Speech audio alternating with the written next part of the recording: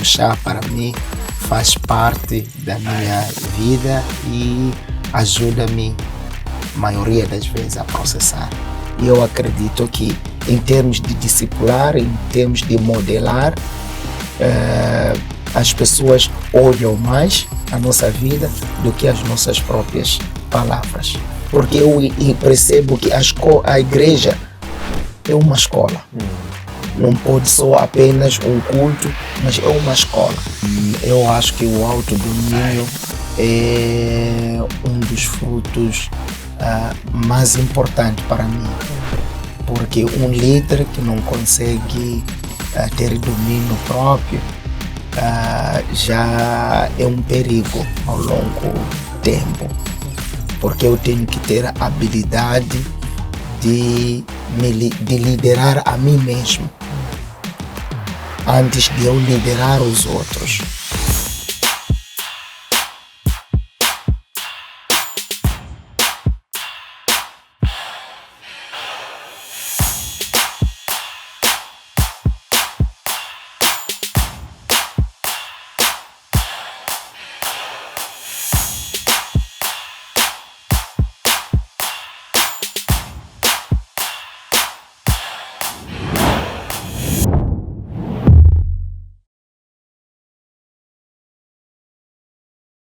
Estimados internautas, saudações. Sejam bem-vindos à edição número 212 do nosso podcast Chá de Coaching e Liderança. Espaço este em que os líderes conectam-se, partilham e juntos crescem.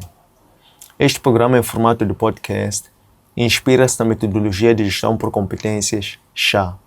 C de conhecimento, H de habilidades e A de atitude. Assim, convidamos líderes moçambicanos que se destacam nas mais diversas esferas de atividade econômica, para, na primeira pessoa, transmitirem as suas narrativas de liderança, dando a saber que conhecimentos teóricos é que obtiveram ao longo da sua caminhada, que conhecimentos práticos em forma de técnicas, ferramentas é que complementaram aquele conhecimento teórico, e que atitudes em forma de ser, estar, comportamento, caráter, fazem da sua marca comunicacional para acomodar este conhecimento. Constitui nossa ambição contribuir para o desenvolvimento de uma comunidade moçambicana de líderes que sejam conscientes, responsáveis e empáticos. Conscientes que possuem conhecimento instrumental para a liderança, mas também conscientes que são líderes. Responsáveis sobre a necessidade de terem que liderar pelo exemplo para influenciarem positivamente aos seus seguidores, tanto internos como externos, e líderes sejam empáticos, por um lado, com as causas que defendem, mas também líderes sejam empáticos uns com os outros.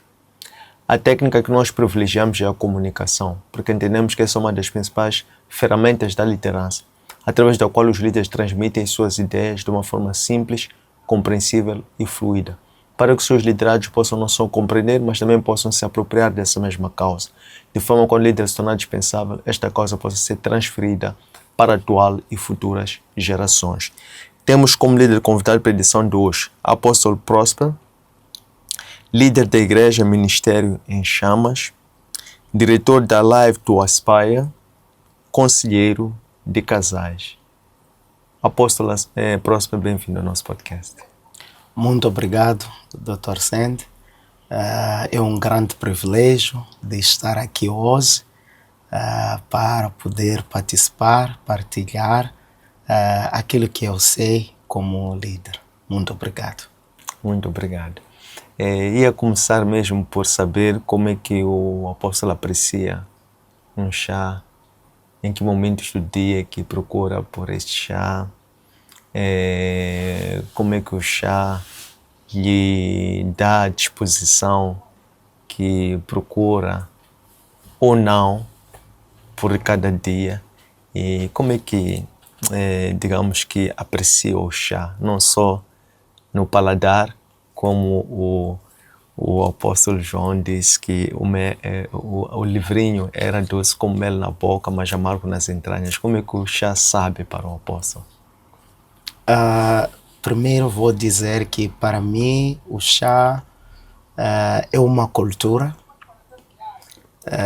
porque eu cresci em Zimbábue onde o Zimbábue foi colonizado com a Inglaterra e o costume de chá virou cultura para nós. E assim sendo, tomo chá de manhã, à tarde, à noite.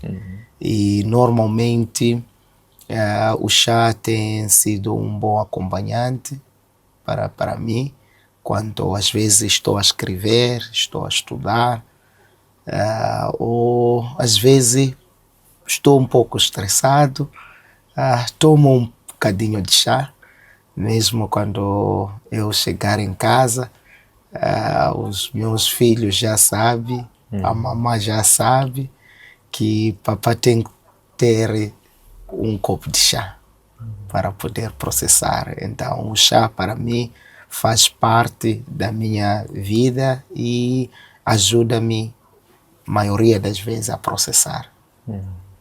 Muito obrigado. Olhando para esta sigla chá, CHA, qual dessas três mais busca saborear quando procura por esse chá? C, que significa conhecimento. Conhecimento é algo que um líder não pode não ter. Porque se eu estou a liderar alguém, eu preciso conhecer onde eu estou a ir. E normalmente, para mim, em termos de conhecimento, é algo que eu busco muito, gosto muito de estudar e de forma vasta, porque eu sei que principalmente como pastor, eu lido com várias pessoas que saem de várias áreas e eles olham para mim como líder e de alguma forma eles querem ouvir alguma opinião acerca de certas áreas onde eles se enquadram. Então isso exige com que eu seja uma pessoa que ama muito a leitura, que é a busca de conhecimento.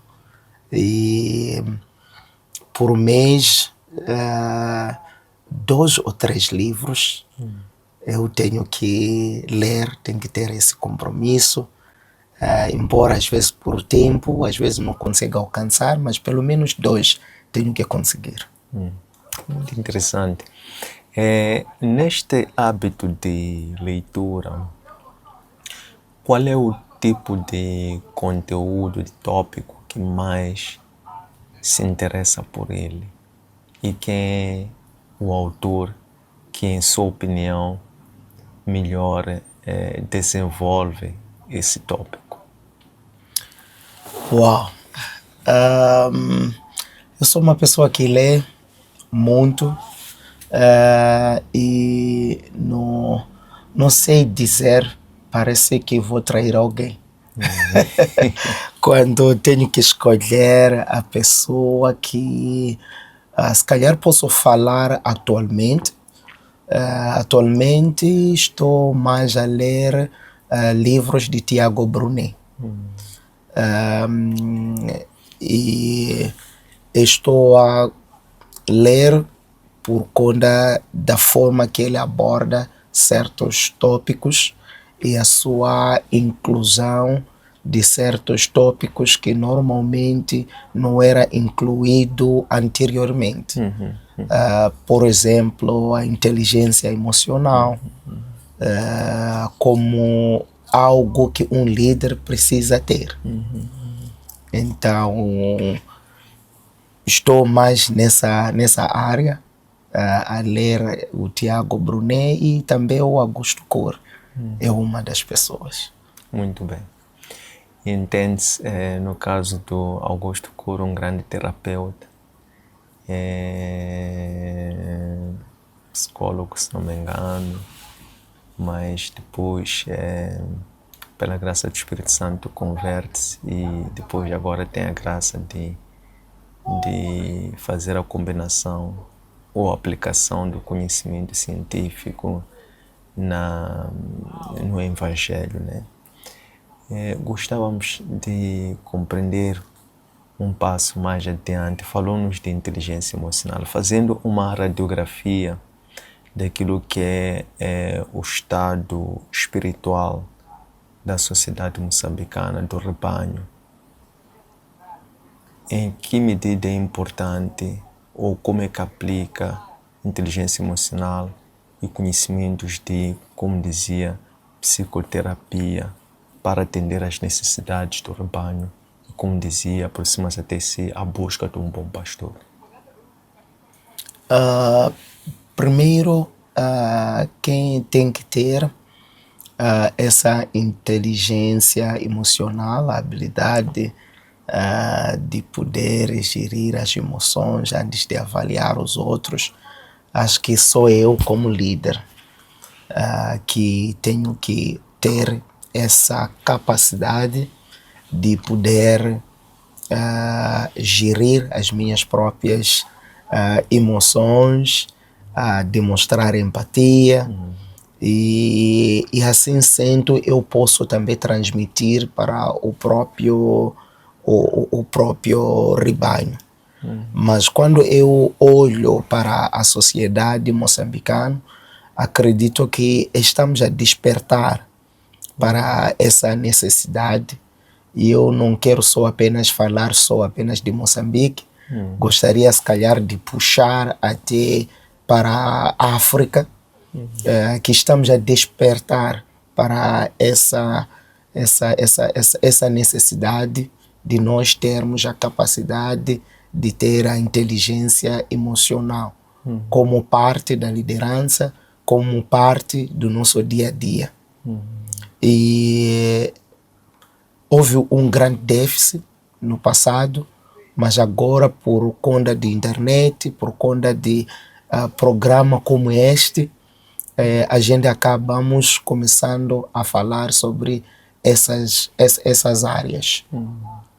Então, quando se trata do rebanho, a saúde, eu vejo que ainda temos uma necessidade de continuar a ensinar, a incentivar tudo quanto é o conteúdo que se encontra na inteligência emocional. Muito interessante. Olhando para os frutos do Espírito que estão mais desenvolvidos em tópicos específicos, mas em particular no Evangelho, nas cartas de Paulo, em Gálatas, carta Coríntios também, quais são ou qual é o fruto que mais valoriza? Como dizia, primeiro busca para si essa inteligência emocional para depois poder transmitir ao rebanho. Quando olha para os frutos, qual é aquele que mais valoriza para si?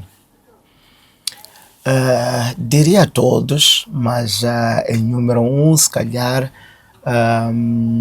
autodomínio, self-control. Eu acho que o autodomínio é um dos frutos mais importantes para mim, porque um líder que não consegue ter domínio próprio já é um perigo ao longo tempo, porque eu tenho que ter a habilidade de liderar a mim mesmo antes de eu liderar os outros. Significa que se eu ensino aos outros para ter domínio próprio, eles não vão somente ouvir, vão também poder ver. Quando se fala sobre um dos santos, como os católicos podem falar, o Agostinho, ele fala que eu pregue 3 palavras, mas que a minha vida inteira seja essas 3 palavras. Que eu tenha poucas palavras para pregar, mas que a minha vida seja exemplar, Significa que se eu não ter autodomínio como líder, então os que estão a me ver, não estão a me ver apenas no momento que eu estou a pregar, estão também a controlar como é que eu faço a minha vida. E eu acredito que em termos de discipular, em termos de modelar, as pessoas olham mais a nossa vida do que as nossas próprias palavras. Uau, excelente. E falando de olhar as nossas próprias vidas, que é ser um testemunho, remete-nos agora mesmo ao encargo ministerial apóstolo, como, em certo sentido literal do termo da palavra, testemunho. E se até certo ponto há uma certa divisão de percepção, existia já desde o tempo da igreja primitiva os que diziam que Paulo não é apóstolo porque ele não fazia parte dos 12. Depois Paulo teve que, a dado momento, guardar segredo durante 14 anos para que em certo momento ele pudesse também apresentar provas da autenticidade do seu chamado apostólico. Como é que nos dias de hoje um apóstolo pode se posicionar como um testemunho? Acredito que o primeiro testemunho que eu tenho é a própria mensagem, porque eu sou o enviado. Qual é a mensagem que eu carrego? E se eu modelo a essa mensagem. Paulo tinha uma mensagem que ele recebeu de Cristo, embora teve alguma dificuldade em termos de aceitação, mas ele modelou muito bem a sua mensagem e estava pronto para morrer por mesma mensagem. Então eu acredito que um apóstolo hoje em dia, acredito que já não temos muita dificuldade em termos de aceitação, mas talvez as pessoas esperam ver os frutos apostólicos dentro de nós. E eu acredito que o chamado apostólico é um chamado governamental, onde o apóstolo deve formar uma igreja, plantar uma igreja, fazer todo o trabalho apostólico, que significa que é ele, dentro da palavra de Deus, que vai instruir os que estão embaixo dele. Então, se ele não modelar a mensagem, não modelar principalmente a mensagem de Cristo, eu entendo que cada apóstolo pode ter uma mensagem particular, peculiar, que é aquilo que vamos chamar a visão da casa, que é a mensagem e a visão principal que o apóstolo quer transmitir para a igreja e para o mundo inteiro. E se calhar pode ser chamado para uma região específica, para poder plantar a igreja e tudo mais. Mas dentro disso não é só ele pregar, nós temos que ver como é que ele está a governar a própria igreja. Não podemos parar só com a mensagem. Temos que ver como é que ele está a governar, quais são as estruturas que estão sendo implementadas, qual é os sistemas que estão sendo criados por ele, quais são as políticas que estão sendo criadas por ele, que vai avançar o próprio ministério ou a mensagem que ele carrega. Poderoso. E agora que fala-nos do governo da igreja, gostávamos de compreender neste grau, um pouco mais abaixo, qual é o modelo, o estilo de liderança que o apóstolo Próspero implementa de forma a poder permitir com que internamente haja menor risco de desvios de ética, de conduta e de moral, sendo que o próprio líder deve ser um condutor de exemplo, de ética, de autoridade ética, doutrinária e moral.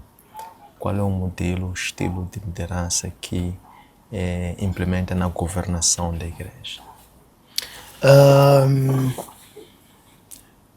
Líder servo.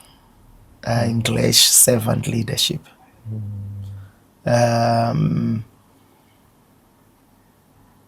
Acredito que Jesus modelou isso, que ele era líder servo. Ele procurou servir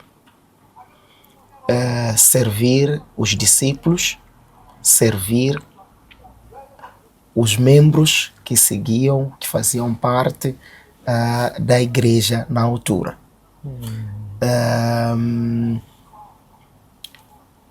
Ao modelar de ser líder servo, eu acredito que as pessoas acabam percebendo algo dentro disso. Já não estão a ver o apóstolo como o apóstolo, mas é alguém que nós convivemos com ele. É alguém que desce aonde nós estamos. É alguém que não está a procurar uma cadeira de honra, mas está a procurar vir até onde nós estamos para poder discipular, para poder evangelizar, para poder mostrar como nós podemos fazer. Então eu acredito que por 3 anos Jesus ele modelou o que os apóstolos deveriam ser amanhã. Então tiveram 3 anos. E eu acredito pessoalmente que 3 anos é o tempo suficiente para levar de alguém de ser bebê cristão para a maturidade espiritual. 3 anos se a pessoa realmente está a seguir verdadeiramente. Mas o apóstolo deve ter o modelo que ele tem. Como é que eu levo as pessoas de bebê cristão para a maturidade? Deve ser algo que qualquer um, depois de 3 anos, deve responder como é que nós vamos discipular os nossos membros. Deve ser algo que não vai dizer que estamos a esperar do pai apóstolo para saber como é que nós vamos evangelizar, como é que nós vamos direcionar o culto, como é que nós vamos fazer isso. Então, eu acredito que o modelo de servo líder vai fazer com que as pessoas aprendam de nós por perto. Basicamente, é isso que eu posso responder a essa questão. Muito interessante, obrigado. E no que diz respeito, por exemplo, a questões de... falava desse período de discipulado, desse período médio de 3 anos para atingirem a maturidade. Sabemos que ao longo dessa jornada de maturidade há um processo de autoconhecimento de cada um, que praticamente o apóstolo vai inspirando cada um a buscar ter, nomeadamente, o autodomínio, que é através do conhecimento de si próprio, para poder ter aquele espírito de servo, como dizia, servant leadership, em que alguns, ao longo dessa jornada, é choque dramático. Por isso Cristo, quando perguntou a eles quem tem poder, quem tem autoridade, os grandes ou os pequenos, eles não responderam porque ficaram com medo de responder, de falhar, porque para eles, de cabeça, era fácil responder: quem tem autoridade são os grandes. Então, este processo de lavagem cerebral desses 3 anos, quais são aqueles que têm sido os desvios de comportamento típicos para que as pessoas possam realmente deixar aquela mentalidade que acompanha, que acaba sendo uma sombra, para que efetivamente possam perceber que o poder está a nos servir? Não sei se pode repetir a questão. Muito bem. Dizia, enquanto estiver a conduzir a igreja, a estruturar a igreja, tem um grupo um núcleo de obreiros que está a levá-los para a maturidade. Sim. E dentre eles é normal ou não que possa existir uma competição, mas a competição sempre cabe ao Pai Apóstolo poder ler, interpretar e ensinar-lhes a competir, sim, mas uma competição saudável, amigável e cooperativa, não negativista, no sentido de um querer ser maior por achar que ser maior é ter a autoridade. Então, esse processo de mudança de mentalidade, para perceberem que o maior é o menor. Quais são os cuidados que o Pai Apóstolo tem tido em conta para poder evitar esse tipo de conflitos de cada um consigo mesmo e de cada um com os outros, para que esta competição seja saudável e cooperativista? Muito obrigado. São dores de cabeça de cada pastor que sempre enfrenta, mas acredito que a paciência e o amor primeiro, para entender que essas pessoas estão na fase de crescimento. Acho que tudo começa comigo. Eu posso ver o erro que o filho está a fazer, o membro está a fazer.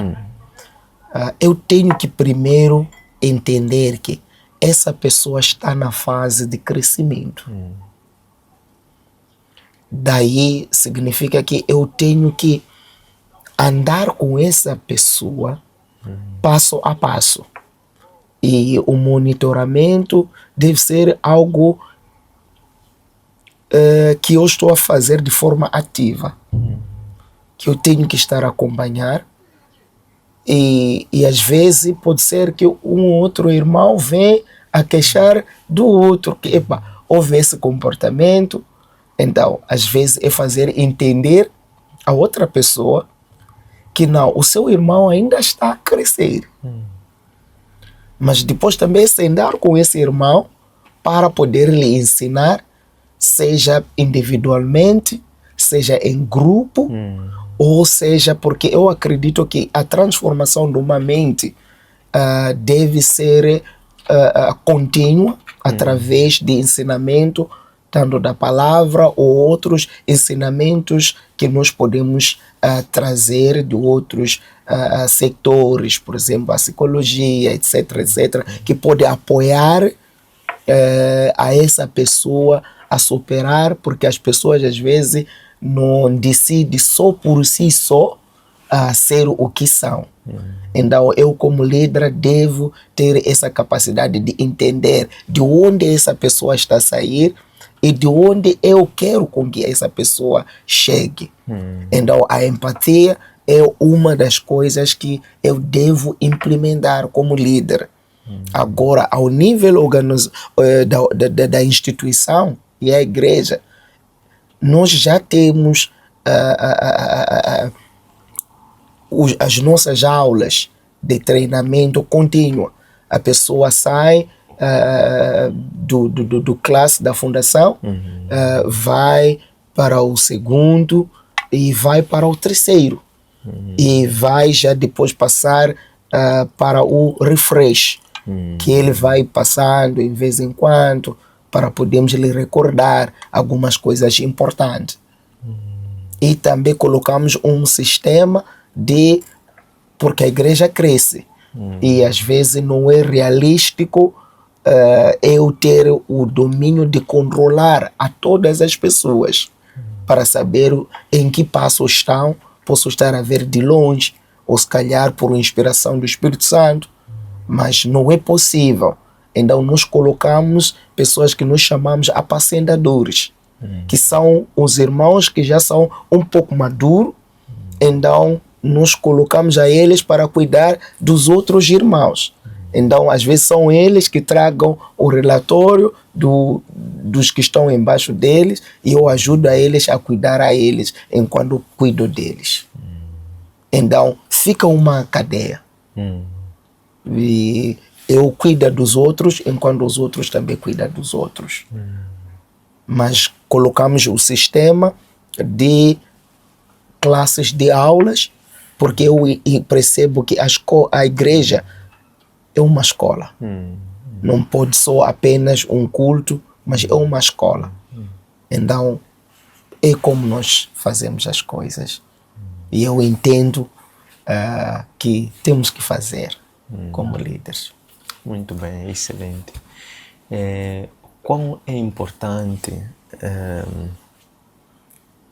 a igreja no mundo atual, em que notavelmente há uma maior e clara separação e até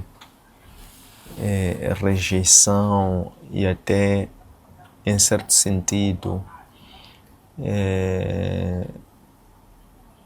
vulgarização do homem, que como se ele, o homem normal, o homem comum, como se procurasse o erro, a falha do líder ou da igreja para apontar o dedo e para generalizar, dizer eles, a igreja. E às vezes até chega ao ponto de generalizar ao ponto de até chamar nomes até ao mestre, ou digamos que é o cabeça da igreja. Então, quando olhamos para esta tendência, a situação que encontra-se no mundo cada vez mais, há um avanço claro da ciência, da filosofia, e de todo esse tipo de conhecimentos. Como o apóstolo dizia, o conhecimento é importante. E por outro lado, às vezes, este conhecimento leva a estas pessoas chegar ao ponto, ao estágio de ridicularizarem a igreja e até procurarem erros para apontar o defeito e até às vezes generalizar até o ponto de apontar a igreja como um todo até o cabeça da igreja. Olhando para esta situação atual, qual pode ser o papel, a estratégia, o posicionamento do líder espiritual como sendo o representante da igreja a nível micro para poder lidar com esta situação? Uau! Acho que acredito que a minha resposta deve falar com 3 pessoas. Primeiro é falar com o líder. Quando eu estava à espera aqui para começarmos a nossa gravação, recebi uma mensagem de um irmão. E ele era uma mensagem partilha de uma devocional. Então eu lhe fiz lembrar, eu disse: epa, estou a lembrar os dias em que vocês mandava devocional e depois no fim assinava embaixador em Cristo. E iremos. E para acaso naquela altura fomos perseguidos por conta disso, porque nos chamávamos embaixadores em Cristo, que digamos que nós somos diplomatas. Mas eu posso perceber agora que esse pensamento ajuda muito se cada líder pode ter. Entender que eu sou diplomata. O que eu faço pode prejudicar ao nível micro até macro. Então, eu como líder, é por isso que eu disse para qual é o melhor que se destaca entre os frutos do Espírito Santo. Eu logo disse autodomínio. Significa que eu tenho que ser uma pessoa que entende que eu represento algo. Não posso falar de qualquer maneira, não posso fazer alguma coisa de qualquer maneira, não posso ser encontrado em nenhum escândalo. Porque eu não represento a mim só. Eu represento a igreja em chama, mas não somente a minha igreja, porque se calhar eu posso pensar apenas na igreja em chama, mas eu represento a igreja toda em Moçambique, a igreja toda em África e a igreja toda mundialmente. Então, a minha posição como líder, eu tenho que entender que sou embaixador e tudo quando eu faço pode afetar positivamente ou negativamente. Significa que nós temos que ter habilidade, às vezes eu ensino os que estão embaixo de mim, a ética. O que é que você deve fazer? O que é que você não deve fazer? O que é que você deve falar? O que é que você não deve falar? Porque se nós não fazemos isso, sempre vamos escandalizar a igreja do Senhor. Para os que estão na igreja, eu posso dizer que nós temos que entender que o melhor líder não é aquele que não tem áreas fracas.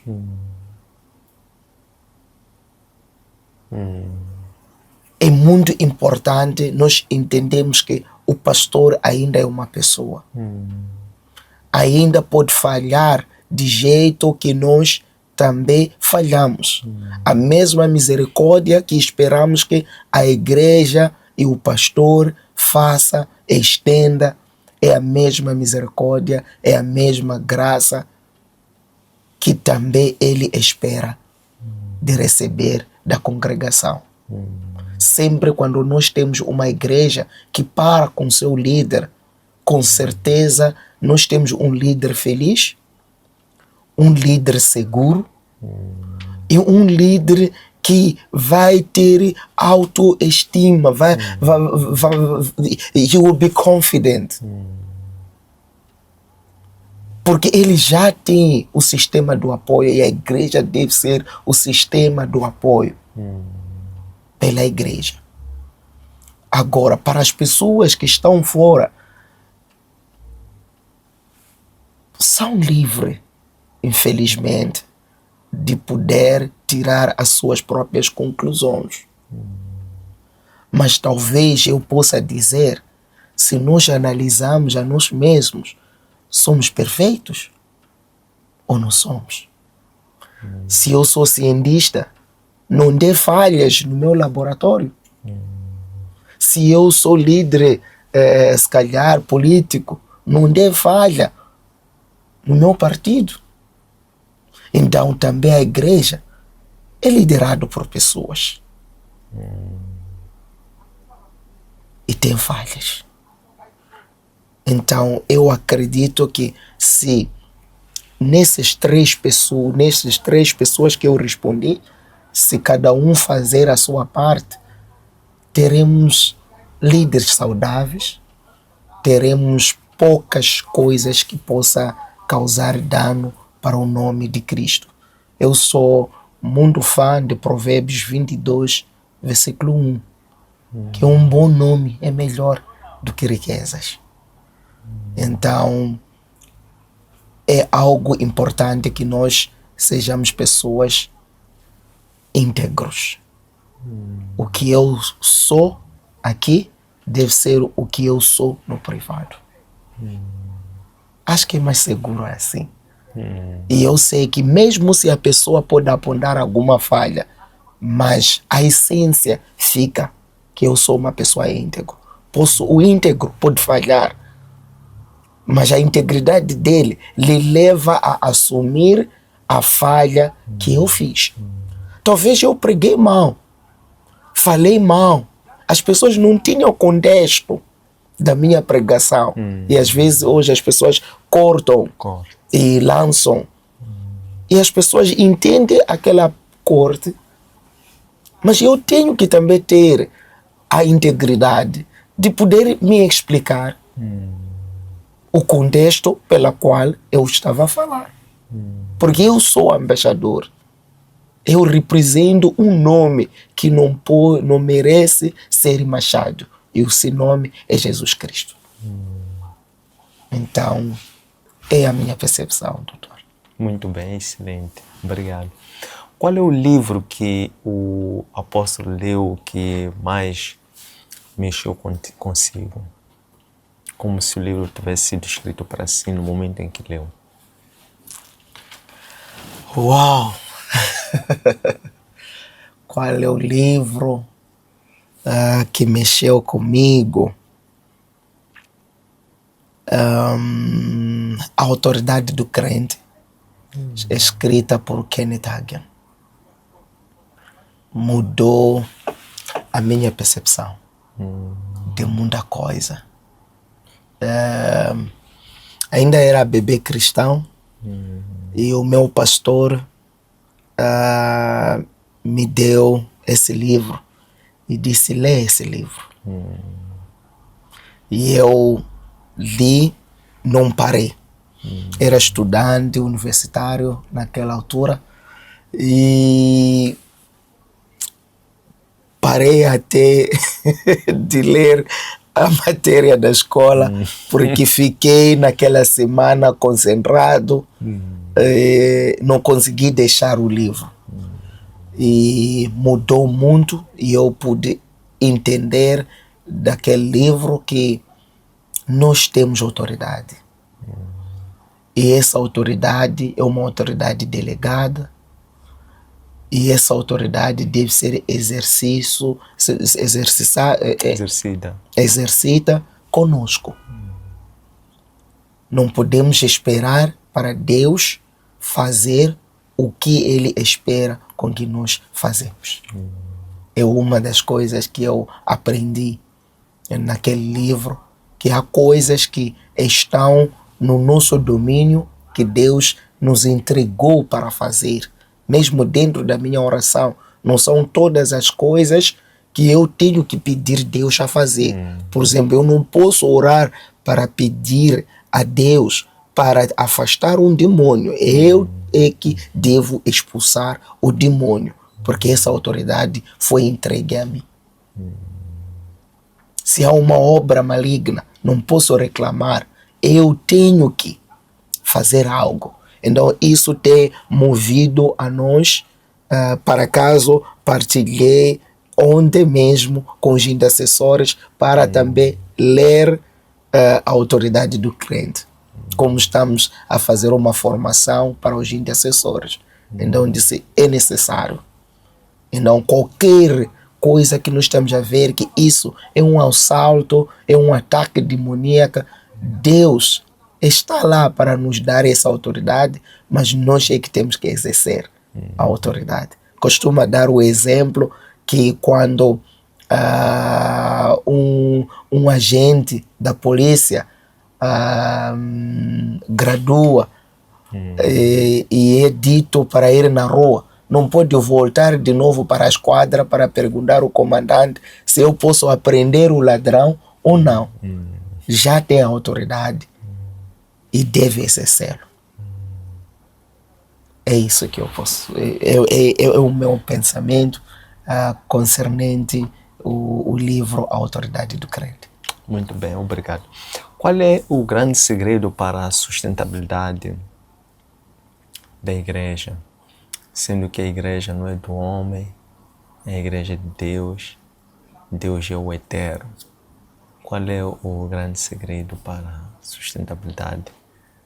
Não digo a longo prazo, mas a sustentabilidade a longo prazo pensa-se empresa, organização, mas para a igreja. para a eternidade da igreja, qual é o segredo? Ou estratégia, posso assim. Primeiro é a oração. A igreja não vive sem oração. A igreja precisa orar, porque ele depende de Deus. Estamos a fazer um trabalho espiritual, embora que tenha um impacto física na vida das pessoas em vários setores da vida. Mas primeiro, uma das coisas principais para a igreja pode ser sustentado até que Cristo volte. A oração não pode sair das nossas igrejas, porque nós temos inimigos reais que são espirituais. Então, há necessidade de oração.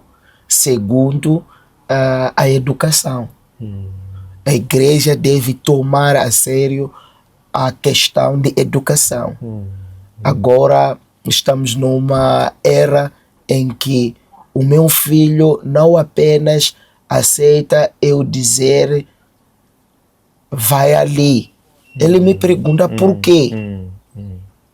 Então já temos uma geração que pergunta por quê. Significa que a qualidade dos nossos ensinamentos já deve ser intencional, já deve ser algo que responde às necessidades físicas quando espiritual. Então, se os nossos ensinamentos não têm impacto ou não têm relevância aqui na Terra, então a igreja não tem como sobreviver, porque ele depende de duas coisas, a oração e a palavra. Bem dito, os apóstolos, no livro de Apóstolos, do Atos, eles disseram, nós temos que nos focar na oração, nós vamos nos focar na palavra. Significa que são duas coisas importantes que a igreja não pode perder, que é o ensino da palavra, que é a oração. E eu sou mais apaixonado por essas duas áreas. E eu sei que a igreja ora, mas os nossos ensinos, há momento que às vezes vou para uma conferência, há um tema, mas o que vai ser falado lá não está o encontro a um tema. E não significa que não estamos alinhados em termos. Então vamos imaginar que convidamos uma pessoa intelectual e ele está lá a ver que fé que move montanha é o tema, mas de repente chegamos lá, é outra coisa que está sendo ensinado. Como é que será? Então eu acho que devemos ter essa intenção de ter a educação cristã um pouco sério. Se haver necessidade, devemos ter um sistema dessa própria educação, desde a escola dominical até a escola bíblica. Não podemos mais ter pastores, líderes, sem a formação de escola bíblica. Se ok, pela graça a pessoa foi escolhida, mas em algum tempo deve tirar um tempo para poder aprofundar mais, porque não há ninguém que dá o que não tem. Os mesmos que dependiam do Espírito Santo também tinham uma doutrina para poder partilhar. Então, se nós não temos uma doutrina, não temos fundamentos bíblicos, a igreja não tem como sobreviver saudavelmente. Não é para nós sobrevivermos, é para nós dominarmos. Então não temos como se nós não temos uma educação cristã saudável. Então temos que ter mais escritores, temos que ter mais pessoas a escrever livros, temos que ter mais escolas bíblicas a ser abertas, temos que ter escola dominical profundo. Essas coisas todas são necessárias. Muito obrigado. Por fim, gostávamos de aprender do apóstolo como é que se prepara antes de sair e juntar-se aos outros, no seu espaço individual privado, quando quer equipar-se do ponto de vista mental, emocional, físico, espiritual. O que faz? Jejum e oração faz parte, seja semanal, um dia em cada semana para jejuar. Para a nossa igreja é segunda-feira, mas em particular, às vezes, tem alguns dias que eu posso levar pessoalmente. Colocamos um dia específico na nossa igreja porque para termos essa intencionalidade de tornar uma cultura, um hábito que vai fazer parte de todos nós. Mas como pessoa, a oração e jejum, para eu poder ouvir daquilo que Deus quer, qual é a direção, e a meditação na palavra de Deus é uma das coisas que eu faço constantemente, porque sem a palavra não tem como me nutrir. Então eu preciso da palavra de Deus. Então a oração, jejum e a meditação na palavra de Deus são as três disciplinas que eu implemento para me preparar. Mas também escuto alguns podcasts e às vezes assisto alguns vídeos online para levantar a minha fé, aprender cada vez mais. E também ler alguns livros. Se às vezes estou a partilhar sobre fé, procuro-me também estudar naquela área, na Bíblia, e também procuro-me também escutar alguma podcast, ver alguns sermões, para poder saber que quando eu chego domingo não vou falar algo que vai estar fora do contexto. Muito bem. Excelente. Queremos agradecer esta conversa nutritiva que nos foi concedida pelo apóstolo Próspero. É um maravilhoso chá de liderança, o qual agradecemos, que a oração, o jejum e a meditação às escrituras sagradas continuam a ser uma constância em si para poder reforçar o condimento e o sabor da palavra perdão, que o Senhor colocar em sua boca para poder profetizar em forma de ministração, em forma de demonstração e também em forma de discipulação. Amém. Muito obrigado por este privilégio e agradeço muito ao doutor por esta plataforma. Está sendo uma grande ajuda para nós como líderes e acredito que a nossa conversa de hoje impacte e transforme a vida de alguém. Muito obrigado. Amém. Estas lições encontram postadas nos nossos arquivos digitais, nossas páginas de Facebook, de Instagram e de YouTube, Antônio Sende LDA, os nossos aplicativos para plataformas Android HelloApp, nosso webpage www.chadeliderança.com. Espero que gostem, um abraço de luz e até breve.